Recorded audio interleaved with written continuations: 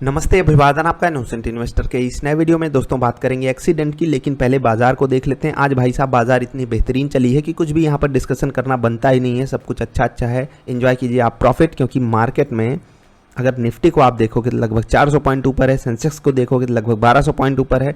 झूम कर रही है बाजार, क्योंकि उसको अब अनुमान लग गया है कि स्टेबल गवर्नमेंट बनने जा रही है और मार्केट उसी चीज़ को एंजॉय कर रही है। ठीक है, आगे चीज़ें कैसे होंगी वो तो टेक्निकल लेवल्स बताएंगे। लेकिन अभी आपके सामने जो दो लेवल्स बहुत इंपॉर्टेंट रूप से खड़े हैं वो है, एक तो 23,000 का लेवल एकदम साइकोलॉजिकल है। 23,012 का लेवल आप उसको नोट करके रखिएगा।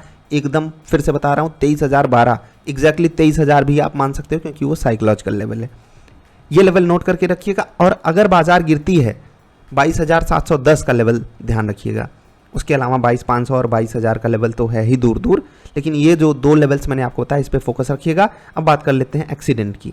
जो आपने थंबनेल में देखा है वो हम आपको एक्सप्लेन करने चल रहे हैं। आजकल एक एक्सीडेंट बहुत पॉपुलर हो गया है, आजकल मतलब पिछले 3-4 दिनों में, और आप उसके बारे में जानते होंगे। पोर्से से एक बंदे ने, जो कि सिर्फ 17 साल का है, 2 लोगों को मार दिया, जान से मार दिया। उसको जान से मारना ही कहते हैं, उसको एक्सीडेंट नहीं कहते हैं। लेकिन मैंने यहाँ पर एक्सीडेंट क्यों लिखा, क्योंकि ये सच में एक ऐसी प्रकार की घटना है ना जो टाली जा सकती थी। और वो घटना पता है किस बेस पे टाली जा सकती थी? क्योंकि वो जो वहाँ पर पब था वो एग्जिस्ट ना कर रहा था बस।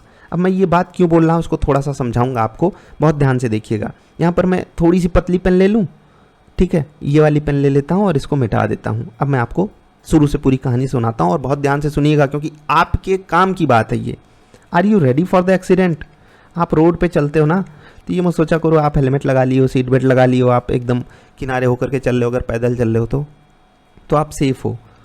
जितना हो सके अलर्ट होकर के रोड पे चला करो, या फिर ज़रूरत ना हो तो बाहर निकलो ही मत, क्योंकि ये ऐसे ही लोगों से भरी पड़ी है दुनिया। बहुत ध्यान से सुनना। देखो, अब आपको सिर्फ उस 17 साल के लड़के की गलती दिखेगी, लेकिन दूसरे तरफ वाली भी गलती हमें देखने की ज़रूरत है, क्योंकि वो भी 3 बजे रात में रोड पे क्या कर रहे थे ये आप अगर नहीं सोचोगे तो आप भी, आपके घर में भी बच्चे होंगे या आप ही बच्चे होंगे, तो आप भी वही गलती करने को, मतलब हो सकता है आप भी वही गलती कर रहे हो और वो एक्सीडेंट को बुलाती है। मैं ये बिल्कुल नहीं कह रहा हूँ कि अगर आप ये सब चीज़ें नहीं करोगे तो आप बिल्कुल सेफ़ हो, लेकिन देखो यार, आप जा कर के दारू पी रहे हो, एकदम कड़वी बात है लेकिन सच्चाई है। ये क्या कर रहे थे 3 बजे रात में? ये दोनों लोग क्या कर रहे थे, लड़का लड़की, वो कर क्या रहे थे 3 बजे रात में रोड पे? अब मैं ये नहीं कह रहा हूँ कि आज़ाद देश में वो नहीं रह सकते रोड पे, लेकिन क्या हमारी फैमिली यही सिखा रही है? अगर 17 साल के बच्चे को इसके बाप ने ये सिखाया कि बेटा 2 करोड़ की गाड़ी ले जाकर किसी को ठोक दो, तो क्या हम ये नहीं कह सकते इनके माँ बाप ने भी इनको यही सिखाया 3 बजे रात में रोड पे टहलो?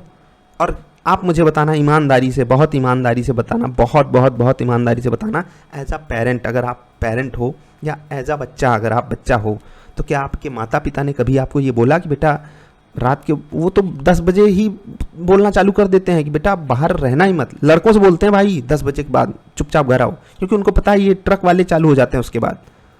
और ज़्यादातर कहानियाँ उन्हीं के बारे में बनती हैं कि वो दारू पी के गाड़ी चलाते हैं, वो चढ़ा देंगे, उनको नहीं पता। और यहाँ जब आप ही एक बच्चे के रूप में जा कर के दारू पी के रोड पे टहलोगे, मैं ये नहीं कह रहा हूँ कि लोग दारू पिए थे, मैं सिर्फ कह रहा हूँ कि 3 बजे रात में कोई ऐसे ही नहीं टहलता है। और अगर वो 2 करोड़ वाले बाप की गलती यहाँ पर है, तो यहाँ पर भी किसी की गलती आप सामने लाइए। अब मैं ये नहीं कह रहा हूँ, देखो जो चला गया उसकी आत्मा को शांति मिले और उसके बारे में बुरा नहीं बोलना चाहिए, मैं उनके बारे में बुरा नहीं बोल रहा हूँ, लेकिन आप में से जितने भी लोग ये सब कारनामे कर रहे हो ना, ये कारनामे करने से थोड़ा सा बचो। जैसे मीडिया अब आपको हीरो बनाएगी आपके जाने के बाद, ये गलत बात है ना। आप, वो चला गया और आप उस फैमिली को और तकलीफ देना चाहते हो। मान लेते हैं कि एक बंदा है ए, वो रात में 2 बजे 3 बजे बाहर निकल के टहलता है, दारू पी के टहलता है, या नहीं भी दारू पी के टहलता, क्या ज़रूरत भाई 3 बजे? तुमको घर में रहो, पढ़ाई करो, नई नींद आ रही है, कुछ काम करो, नई चीज़ें सीखो, आगे बढ़ो। लेकिन क्या होता है, होता क्या है, हम ऐसे लोगों को तुरंत हीरो बनाते हैं जो मर जाते हैं। बाइक से एक्सीडेंट होगा, पैदल वाले की कोई गलती नहीं, बाइक वाले की गलती। कार से एक्सीडेंट हुआ बाइक का, तो यहाँ पर बाइक वाले की गलती नहीं होगी, ना ही पैदल वाले की होगी। कार वाले को ट्रक वाला मारेगा तो यहाँ पर सिर्फ ट्रक की गलती है, कार वाले की। हम देखते हैं ना कि सिर्फ यहाँ 17 साल के लड़के की अमीरी की और उसी की हम गलती निकालेंगे। मैं ये नहीं कह रहा हूँ यार, अगर आपके पास पैसा आप अपने बच्चों को ऐसे सिखाओ, ये सब चीज़ें सिखाओ, लेकिन देखो ओवरऑल समाज में चल क्या रहा है। चल ये रहा है कि वो पब अगर एग्जिस्ट ना कर रहा होता, जैसे कि मैंने शुरू में स्टोरी बनाने की कोशिश की, तो ना वो 17 साल का लड़का वहाँ दारू पीने आता, ना ही वो उन दोनों लोगों को जाकर के ठोक देता 17 साल का बच्चा, वो मर जाते, ना ही वो जज साहब जिन्होंने उनको एस्से लिखने के लिए बोल दिया वो लाइमलाइट में आते, ना ही वो पब का मालिक या जो भी वहाँ पर सर्विस दे रहे थे वो लोग पकड़े जाते, ना ही वो पुलिस वाले जो अच्छा ट्रीटमेंट दे रहे थे उस 17 साल के बच्चे को, उनके ऊपर कोई उंगली उठाता। एक कहानी, एक फसाद है ये नशा, और ये नशा कहाँ नहीं है। आप डिफरेंट सेक्टर्स में होगे, मेडिकल फील्ड में किस तरीके से स्टूडेंट्स के साथ खिलवाड़ किया जाता है, उनकी मतलब पढ़ाई के साथ उनको किस तरीके का ट्रीटमेंट मिल रहा है। आप में से जितने भी लोगों के बच्चे मेडिकल की पढ़ाई कर रहे हो, थोड़ा सा अलर्ट रहो। और चाहे आप आईटी सेक्टर में आ जाओ, वहाँ पर पढ़ाई के बाद, पढ़ाई में तो अलग ही लेवल का स्वैग है, उसके बाद जितने लोगों को जॉब नहीं मिली वो जॉब नहीं मिलने से परेशान है, जिनको जॉब मिल गई वो इस बात से परेशान है कि भैया हमको कंपनी महीने का लाख ही रुपए, 2 ही लाख रुपए दे रही है और उसको हम फूंक देते हैं कहाँ जाके, पब में। और घर में 50,000 भी भेजना हो तो वो नहीं भेज पाएंगे, लेकिन पब में जाकर के 5-10 हज़ार हर हफ्ते फूंक के आएंगे। और यही कर रहे हैं क्योंकि वहाँ पर मैंडेटरी कर दिए हैं, ले लो भैया हमारी मेंबरशिप ले लो, आइए हम आपको एक साथ कंबाइंड मेंबरशिप देंगे, आप लोग आइए पार्टी कीजिए हमारे यहाँ, क्लब मनाइए, क्लबिंग कीजिए, पार्टी कीजिए, आइए पब में एंजॉय कीजिए। ये सब चीज़ें क्या हो रही हैं, हमको अदर साइड भी देखना होगा। देखो मैं बहुत जिम्मेदारी के साथ कह रहा हूँ, मैं उन दोनों लोगों पे कोई उंगली नहीं उठा रहा हूँ जिनका एक्सीडेंट हुआ, भगवान उनकी आत्मा को शांति दें। लेकिन अगर आप उनके एक्ट को देखोगे तो आप उनको ये नहीं कह पाओगे कि they were doing the right thing. और अगर आप इस चीज़ से एग्री नहीं करते तो नीचे बताना, इनको जेल हो जाएगी। और क्या ही होगी जेल यार, उसने कार से मारा है, क्या ही हो जाएगी, फांसी तो दे नहीं देगी कोर्ट फांसी नहीं दे देगी। अब क्या दे देगी, आपको क्या लगता है फांसी मिल जाएगी? सोशल मीडिया पे इतना आउटरीच है तो नहीं होगा ना। और अगर हो भी गया तो उसने 2 लोगों को मारा और यहाँ पर एक ही बंदे की वो गई। अब वहाँ पर आप कहानी निकालोगे उसका अंडरवर्ल्ड से वो है क्या है, तो ऐसे नहीं बनता है। तो मैं ये वीडियो जानबूझ के बना रहा हूँ आपके लिए, मैं स्टॉक मार्केट वाला बंदा हूँ, हम लोग भी लगातार एक्सीडेंट देखते रहते हैं, कोई स्टॉक क्रैश कर जाता है, कुछ हो जाता है, लेकिन ये कहानी मैं आपके साथ शेयर करना चाहता था। यहाँ पर कोई नहीं दूध का दूल्हा है यार। अगर उस बाप के पास 2 करोड़ रुपए हैं तो यहाँ इनको बर्बाद कर रहा है, जाओ बेटा 2 करोड़ की गाड़ी लेके ठोक दो, ठीक है। और इन बाप के पास पैसे हैं कि जाओ बेटा आज़ादी है तुमको, 3 बजे रात में लड़के के साथ घूमो, 3 बजे रात में तुम लड़की के साथ घूमो और कुछ भी करो। मैं किसी पे उंगली नहीं उठा रहा हूँ, मैं एकदम भारत का सिंपल सा नागरिक हूँ और एकदम सीधी सटीक कड़वी बात बोल रहा हूँ। अगर आपको लगता है कि मैं ये बात गलत बोल रहा हूँ तो आप बताना नीचे कमेंट करके, अगर आपको लगता है आप इस चीज़ से एग्री करते हो तो बताना। यहाँ पर किसी को ये नहीं कहा जा सकता कि नहीं वो तो बड़े अच्छे लोग थे।